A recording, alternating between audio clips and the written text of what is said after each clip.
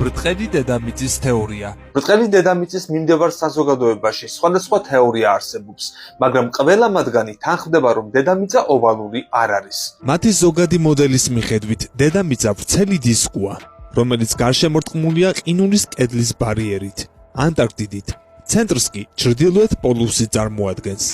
ბრტყელი დედამიწის საზოგადოება დაჟინებით ამტკიცებს, რომ მსოფლიოს სხვადასხვა ქვეყნის კოსმოსური სააგენტოები შეთანხმებულად მოქმედებენ და სინამდვილეში კოსმოსში მოგზაურობა და კვლევა ბლეფია. ყველაფერი ცივი ომის დროს დაიწყო, როცა საბჭოთა კავშირი და შეერთებული შტატები შეპყრობილი იყვნენ ერთმანეთის კოსმოსში დაჯაბნის სურვილით და ბოლოს საქმე იქამდე მივიდა, რომ თითოეული მათგანი აყალბებდა საკუთარ მიღწევას, რათა მოწინააღმდეგესთან საკუთარი უპირატესობა დაემტკიცებინა. ბრტყელი დედამიწის მიმდევრების დიდი ნაწილი იმაზეც საუბრობს, რომ არანაირი კოსმოსი არ არსებობს.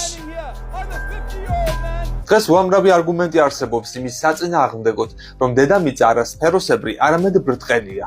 ეს რომ ასე იყოს, გრავიტაციული პრობლემები და სხვადასხვა ფიზიკური ზეწოლა იქნებოდა, რითაც სიცოცხლის ალბათობაც კი არ იქნებოდა.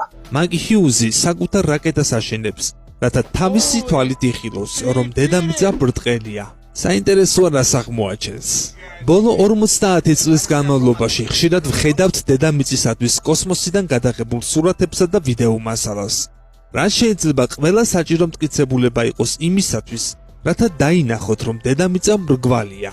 მაგრამ იმის გააზრებამ თუ რამდენად მარტივია ფოტოსა და ვიდეოს გაყალბება, ასევე ინტერნეტში მზარდმა კონსპირაციულმა თეორიებმა დიდად შეუწყო ხელი კვლავ აღორძინებულიყო რწმენა, რომ თითქოს დედამიწა სინამდვილეში ბრტყელია. დედამიწის სიმრგვალის დამადასტურებელი ერთ-ერთი საუკეთესო დოკუმენტირებული ექსპერიმენტი პირველად ძველმა ბერძნებმა ჩაატარეს.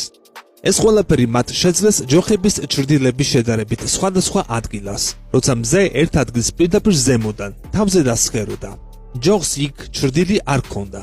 ამავე დროს სადღაც 800 კილომეტრით ჩრდილოეთით მდებარე ქალაქში ჯოხს ჩრდილი ჰქონდა. თუ კი დედამიწა ბრტყელი იქნებოდა, ორივე ჯოხს უნდა წარმოექმნა ერთნაირი ჩრდილი, რადგან ისინი მზის მიმართ ერთი და იგივე კუთხით იქნებოდა პოზიციონირებული. როგორც ძველმა ბერძნებმა დაასკვნეს, ჩრდილები განსხვავებული იყო იმიტომ, რომ დედამიწა გამრუდებული იყო და შესაბამისად ჯოხები განლაგებული იყო სხვადასხვა კუთხით. ამის შემდეგ კუთხეებს შორის დაფიქსირებული სხვაობა მათ დედამიწის წრიული მრუდის გამო საანგარიშებლად გამოიყენეს.